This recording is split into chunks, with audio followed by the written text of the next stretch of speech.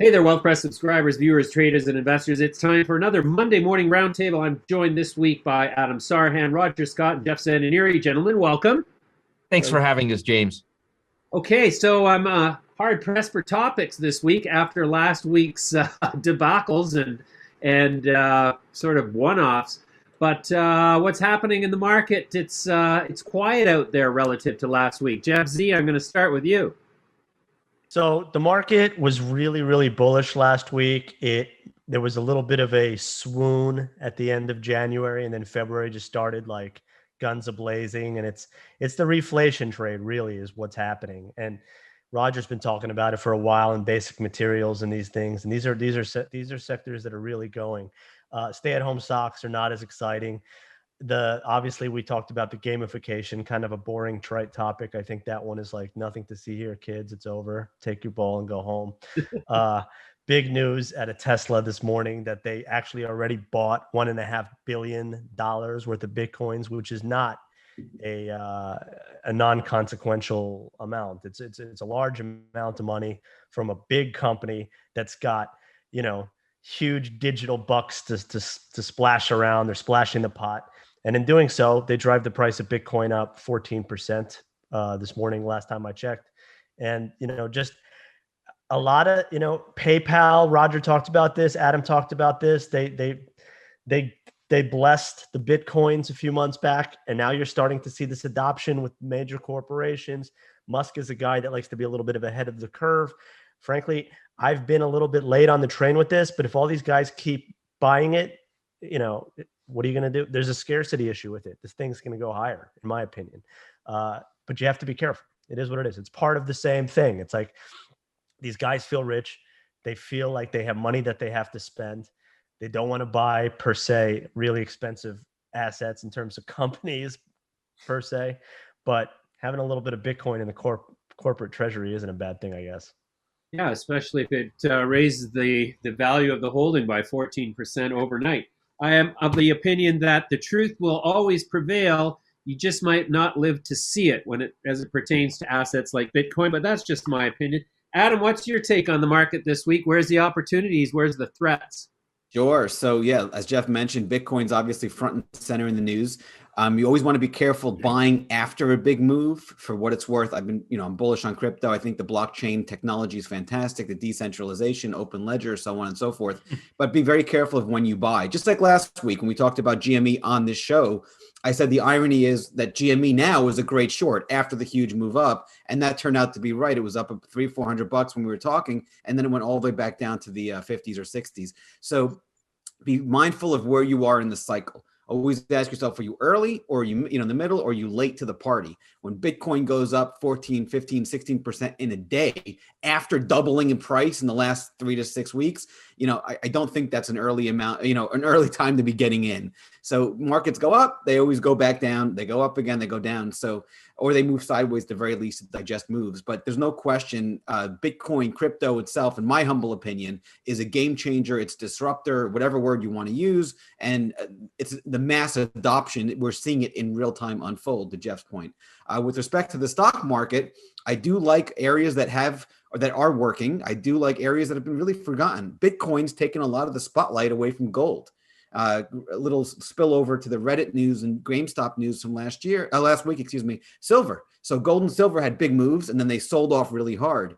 I'm bullish on both gold and silver, intermediate and longer term, to the reflation trade that Jeff talked about. I spoke about it before. Rogers mentioned it. Commodities in general, to me, look like a really ripe area. They are going higher, energy specifically. Then you've got the agriculture stocks as well, and ags and corn, soybeans, wheat, etc. So there's lots of areas as far as investing new capital, but just be mindful of where you are. The Fed's made it very clear they want inflation. We know the old saying, "Don't fight the Fed." So I'll leave it up to you. All right, Roger, is that sort of consistent with your viewpoint this afternoon or this morning, rather? Just a few comments. I think both Jeff and Adam really summed it up super well. Just a few things to add. In terms of Bitcoin, what I'd really like to know is the motive behind Tesla's purchase. I don't have my toe or my foot in the ground with cryptos. I don't feel as comfortable with them as a lot of people do. I'm still very speculative. Call me old school, but I'd like to know. I sort of agree with Adam in terms of you got to take the price of Bitcoin into consideration. We're not necessarily at the lows, and I mean, I'm going to say it. I'm going to be the one to say it. Musk doesn't always make the best decisions. So just because Tesla makes a big purchase doesn't mean that's the end of all ends. So I would be very, very cautious with Bitcoin at these levels, and I would be very cautious also in terms of its volatility. A lot of traders don't realize with that price comes increased volatility, which comes increased risk and so forth. But I'd really like to know. I think there's more here than just. I think it's more than just, hey, we're going to invest in Bitcoin. I think there's an underlying logic or a reason that we may not know yet, and I'd love to know that piece of the puzzle. So that's where I'm at on cryptos. Now, in terms of the stock market, earnings are halfway done on the S&P. We still have a very, very busy next 2 weeks. The next 10 trading sessions are going to be instrumental. So far, numbers are very solid. Long-term bonds broke down, which means long-term rates, 20-year plus rates are going higher. Shorter term rates are staying stable, and they will for some time. This is going to be the first week between now and the year, between the period the year started and now. This is actually going to be the slowest week in terms of Fed data coming out. So I don't think we're going to have a lot of influence from the Fed. But the Fed has been very transparent. Again, I still like the small cap stocks. I like the basic material stocks. I'm still very wary of traditional energy stocks. And I want people to separate financial stocks into the savings and loan banks versus non-traditional financial stocks. Non-traditional financial stocks, I think, are going to go substantially higher. Traditional financial stocks, I don't think are for quite some time. But with all that said, earnings are finally turning the corner. This is the fourth quarter of 2020 in terms of earnings, not in terms of time periods. But it looks like we're turning the corner, and it looks like we're expecting substantially better numbers for the next few quarters, which is going to have an impact on the market. So again, my advice, if you will, for the week is to stay with the low-hanging fruits, kind of what Jeff and I were talking about last week. There's too many opportunities where right now on the table where you don't have to look that far into the future to figure things out. And that's how I prefer people trade this market right now. Okay, interesting. I want to bring the conversation back to the Bitcoin and Tesla buying 1.5 billion. Various news outlets report that that's ahead of an intention to accept Bitcoin as payment for Tesla. Jeff, you mentioned that PayPal had anointed it as official currency with legal tender. How does the advent of central bank digital currencies expected to start to roll out this year affect the viability and the price of Bitcoin going forward? And Jeff Z, let's start with you again. Well, that's the 800-pound gorilla in the room. I mean, it's, as soon as Bitcoin actually does become a threat to federal treasury issued money, they could shut it down. You could wake up one day and they could say that you can't have a Bitcoin account. You can't go on a Bitcoin website if you live in China or if you live in Germany or if you live in Canada. And these are realistic things that people are talking about. I mean, I know that, what's her name? Lagarde in Europe had some scathing remarks about Bitcoin in the past. It's something I would pay attention to. But that being said, the technology, as Adam and Roger said, is undeniable. It's a fantastic technology, right? And there is a major move to have a digitization to transactions, right? I'd be nervous. The big takeaway, and we always like to look at like second order effects. I'd be very nervous to be a bank investor, like a traditional bank investor that just like lives in the middle and tries to just like have their hand in both people's pockets on every transaction that occurs. Because when you can just go from one person to the next with this technology, eliminate the middleman, that's going to be much more efficient, but it's going to be bad for some businesses. I think that Bitcoin could get crazier, just like everyone talks about bubbles. And I don't think Bitcoin's per se a bubble, but everyone talks about price discovery and crazy moves. And if GME taught us anything, it's that as soon as someone thinks it's crazy, it can get a whole lot crazier.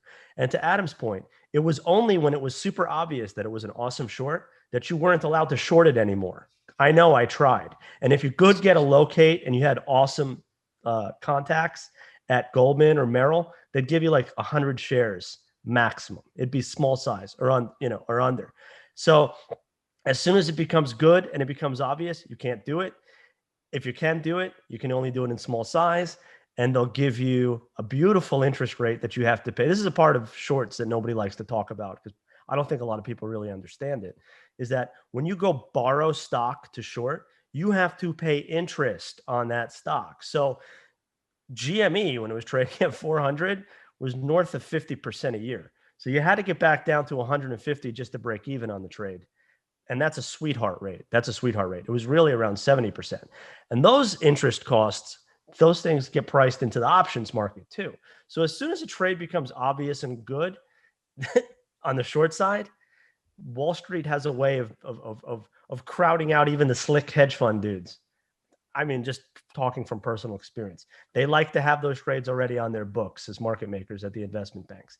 They already have inventory. They already have securities that are loaned to them, and they can mark those shorts as market making activity. So they're less nefarious. They're not predatory. It's just a game. You mean hate the player, don't hate, hate the game, don't hate the player, I guess is the expression, but it is what it is. Yeah. Sorry to go off on that tangent about short selling, but it was just like it triggered in my head because I've been getting a lot of questions about short selling from people out there. And it's like, I've seen like mutual fund managers that are long only talking about shorting stocks. And I know this guy's never shorted a stock in his life from the way he talks about it. No, that's, it's thematic, it's timely given what happened with GameStop. And in the context of what's happening with Bitcoin, I've been looking at it and thinking, well, how do you short Bitcoin? And short futures. You can short Bitcoin futures. Well, but that's the only opportunity, and that's sort of limited exposure, really. And it's not direct sort of short, but that's the way you can be short futures. Adam, what's your position on Bitcoin? I recall you saying that you owned it, and do you think that there's a threat against its future viability from central bank issued digital currencies? Yeah, whenever you're in an investment, you always have to understand there's two components. There's risk and there's reward. So to Roger's point about volatility being through the roof, you have to be able to stomach not 2% moves, 4% moves. Like if a stock moves 2% in a day, that's a lot. 4% a day, that's a lot. The S&P doesn't move that much. 5, 6, 7, 8, 9%, you go crazy. Bitcoin, that's the norm. If you look at the average true range or the ATR or any of the volatility metrics, I'm not going to go into any more details, it's through the roof. So you have to understand that with the potential of large reward, there's a tremendous amount of risk on the other side of that trade. So if you're okay with that risk and you understand that where you are in the cycle, you can potentially make a lot of money. But the idea is you have to be able to stomach those large drawdowns or that large volatility, both up and down, the big swings. So to your point, James, which I think is a fantastic point, there is a tremendous amount of risk, not just from where you enter to where you exit, but external risk. What could impact the price of any asset? And central bank or global government intervention is one of the largest, political risks in the investment world, anywhere in the universe. So India did this. I believe Lebanon did it, and a few other central banks as well, where they basically announced their own digital currency, number one. Number two, the US just did that with Ripple, another cryptocurrency, where they came out and said, hey guys, by the way, we're going to regulate this. And then Ripple's prices they just got whacked really fast. So be very careful of where you are. There's no way to know what the government is going to do in the future or what central banks are going to do in the future. But there's two prongs, or there's two levels that I'm concerned about. Number one is obviously the federal central banks and what they say. If they create their own digital currencies, there's a tremendous amount of opportunity, if you will, for supply for crypto to increase substantially. Look at Dogecoin. That started off as a joke. It's now got a huge market cap. Bitcoin itself is a huge, market cap, and then Ethereum and Ripple. But there's no limit on how many new cryptocurrencies can be created. So what could happen is that you have a tremendous amount of supply. So when you start a cryptocurrency, if we wanted to start one, you do what's called an ICO. Instead of an IPO, it's called an ICO, an initial coin offering. And literally anybody can do it. You just set up an ICO and you have to file the legal paperwork and all that kind of fun stuff. And you make your own coin. Now, the utility for the coin, the blah, blah, all those details are, there's an unlimited amount of potential uses for digital currency. There's different coins. So people could buy a tremendous amount of these. So if we start seeing a tremendous amount of new coins that are launched, it's going to increase the supply. If demand doesn't keep up, that could lower the prices. Economics 101 tells us price is a function of supply and demand. So that's a concern as well. And then the third and the final concern is just government regulatory intervention saying, hey, don't buy crypto because of XYZ. You can't really tax it. I mean, you can, but you can't. You can't really regulate it. Governments, blah, blah, blah. And then finally, my other thought with respect to your points earlier, Jeff and Roger and James, about the big banks, I'm of the mindset it's just a matter of when, not if, the big banks are going to adopt crypto as part of their platform. Because if everyone else is doing it, eventually they have to adopt and evolve. Otherwise, they're going to be left behind. Yeah. Okay. And so to sort of reorient the discussion to you, Roger, and to extend on Adam's point, there are approximately 3,000 cryptocurrencies quoted on coincap.io, which is the platform that I've been using to track these digital currencies. And they come and go like the night and the day. Some of them have a market cap of, many billions of dollars. Some of them, I see one has a market cap of $1.57. So that's a good point. I mean, the whole argument that cryptocurrencies are non-dilutive is rendered false just by the sheer number of them at this early stage in the technology's evolution. So how does that factor into the future risk of Bitcoin pricing as an investor versus competing with the potential for obsolescence enforced by governments who don't like to be disintermediated by a currency that's non-sovereign backed, and then versus just the ability of anybody to start programming their own money, as long as they can promote it well enough to get a following, then they too can be multi-billionaires just at the stroke of a keyboard. It's a great question. I have a great answer for you. And this goes back to what I've been saying for several months. Cryptocurrencies are still an anomaly. We are still in the baby stage. This is 1993, and this is AOL we're talking about. And I've been saying this since day one. A few things. I'll answer your question, but let me just back up for 1 second. I originally thought, my thought a couple of years back was going to be that Amazon was going to be the big catalyst with Bitcoin, not Tesla. Okay, I thought they were going to be the mainstream, because what I thought was it was a very natural progression for Amazon to get into cryptocurrencies, so then they can use that as a currency to buy their goods and services. But I guess it's happening with Square, PayPal, and now we're seeing it with Tesla. I don't think the world is ready for it yet. I don't think we're in prime time season yet. I think Bitcoin is showing the world still to this day the potential benefit and the mechanism of cryptocurrencies. But in terms of the legal proceedings, in terms of the impact on the US dollar, in terms of the impact on the banking system, in terms of its impact on the gold, we are still way too early. We are in the infancy stage. So I don't want to throw the baby out with the bathwater, but I think that ultimately how and the way cryptos will be used in the future, 10, 15, 20 years down the road, maybe even 5 years down the road, tech is moving faster than ever now. I think that is going to be a better incarnation of what we're going to be dealt with, or what we're going to be left with for the next 50 to 100 years, or maybe even beyond that. I mean, look, ultimately, if you want to go into Buck Rogers territory, if you want to go into the future, we're not going to have paper currency. Yes, cryptocurrencies are going to be a substantial way that people deal with currencies into the future. But James, I don't think we're there yet. So I think what we're seeing now are just incarnations of what's to come into the future. And I think there's just so much unforeseeability ahead that it would be like me trying to predict how cancer is going to be cured right now. We're just not there yet. We're so far. We're just in the first stage of that. So I believe that cryptos are still kind of like a baby, infant technology, and we're only now beginning to get into the understanding of it.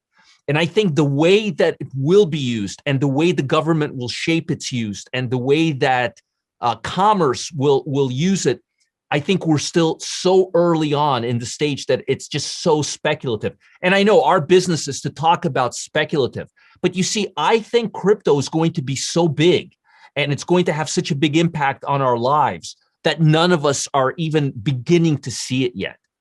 So instead of trying to figure it out, I think we kind of have to take it for what it is. And I think realizing where we're at with it now is a better position to take, because the future of it is just too unforeseeable at this point, and it's just too great. And I think that the impact of it is going to be so big that we're right now literally in the nucleus stage of it, if you will. Yeah. Okay. Well, let's leave that alone then. Final sort of topic this morning. SoftBank reported an $11 billion quarterly profit, largely driven by its investment in DoorDash. And to me, that sort of is, it extends the lesson of GameStop. While everybody was glued to the screens watching GameStop go up and down and up and down, here's SoftBank, a leading example of the biggest capital pool in the world, quietly harvesting its investment that from seeds it sowed, what was it, a year ago that DoorDash did its, I guess probably SoftBank's been in the trade for a lot longer than that. But does that pretend that, 2021, don't get caught up in the little flashes and bangs of the firecrackers of these little things, because you're going to miss the rising tide lifting all boats as demonstrated by SoftBank. Should we be focusing on the larger picture in the technology space, given that we are on the cusp of major stimulus again, Jeff? Well, we are in a situation where flows affect everything, and you see it in microcosms with GameStop when a community gets together and says, let's manipulate the flow, let's manipulate the mechanics of how a trade can work. And so you see that everywhere. SoftBank took that same idea to the private company venture capital ecosystem, if you will. Before that, before SoftBank got in the game, for the people who don't know who SoftBank is, they're an old school, old fashioned Japanese telecom company that decided that they just wanted to start investing in startups, which is cool because they've killed it. But what they did was they didn't just want to get into startups. They started putting a couple of $100 billion, and by venture capital standards, that's like a 10x the size of a normal VC fund. So because they had all this flow, because they had all this Japanese access from the Japanese central bank, who is like the Fed's godfather on printing money. Like the Japanese have been helicopter money since 1989, when they peaked, when the Nikkei peaked. And so the Japanese have been helicopter money. These guys had access to money. They took hundreds of billions of dollars into startups, and it's worked. But it's a one-way bet. It's just a long bet, and it's a flow manipulation, and it's working. Because guess what? Growth wins with flow. Growth always wins with flows. I was listening to Carson Block. He made an intelligent point this morning. We're getting a skew on value, and we're getting a skew on traditional way that companies are evaluated from a fundamental active perspective, because passive flows are always skewed to hunt growth. And all SoftBank did was arbitrage that. They got into the growth before everyone else could, because they had access and they had cheap capital. Interesting. That's a good point. Adam, what's your take on the SoftBank score there? Does that represent exemplary approach to markets, or is it a game only they can play thanks to their scale and access to capital? Yeah, I think the real big picture here is your point about not focusing on the fireworks and getting caught up in the headline du jour, if you will, the latest headline of the day. The important thing here is to step back and understand we're in an environment where you're free to invest in any asset you want, any area of the stock market. There's tech stocks that are hot sometimes, and sometimes they're not. There's gold stocks that are hot, sometimes they're not. IPOs that are hot, sometimes they're not. And I can go on and on and on, but I'm not going to bore you with any more because the point is that you've got a lot of opportunities all day, every day. I like to say there's an infinite amount of ways you can make money in the stock market. Your job is to find one that works for you. So with SoftBank's point here about, hey, they made a lot of money in DoorDash, there's a lot of other IPOs that came out just recently that around the same time as DoorDash that have soared in price. I mean, you could look at Palantir, PLTR. That was one of the stocks in the alpha trades, Roger, we did earlier, that went out at $10 when we gave it out. It's now gone up threefold. I mean, it's at 30, so over 30 actually. So you're in a situation where, and you've got Wish, another IPO, you've got AI, another IPO, you've got, I mean, there's so many more. That's just IPOs like DoorDash, but there's so many more opportunities.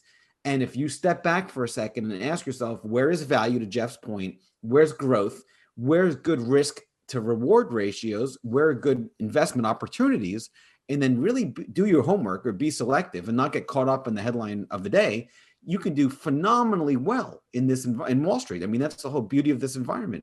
It's made for people to make money. So really, I urge people, just like I did last week with GameStop, and I'll do it again and again until I'm blue in the face. Just, when everyone's going to the right, don't go to the right. It's not a good trade. Look, the Super Bowl was yesterday. I'm not really a big sports guy, but I heard my buddy was talking. He's like, oh yeah, Kansas is favored to win. I'm like, okay, I'll immediately take the other side of that trade. I don't gamble and all that stuff, but I'm like, if I were a gambling guy, I'd put all the money on Tampa. Why? Just because the crowd is usually wrong. We were at Disney with my family the other day, and there's 2 ways to exit the park. Everybody's going to the right. What did I do? I immediately took the family and went to the left. And they both funnel out to the same way anyway. So it's the same thing on Wall Street. When you see a very crowded trade after a big move up, like GameStop last week or Bitcoin now, whatever the case may be, I very, very, very much urge people to just, use your brain, independent thinking, like they say. Yeah. Wow. So you're an existential contrarian. I like that. bored in the wool. All right, Roger. And so what's your final pearls of wisdom for us today going into this week on the heels of SoftBank's $11 billion win?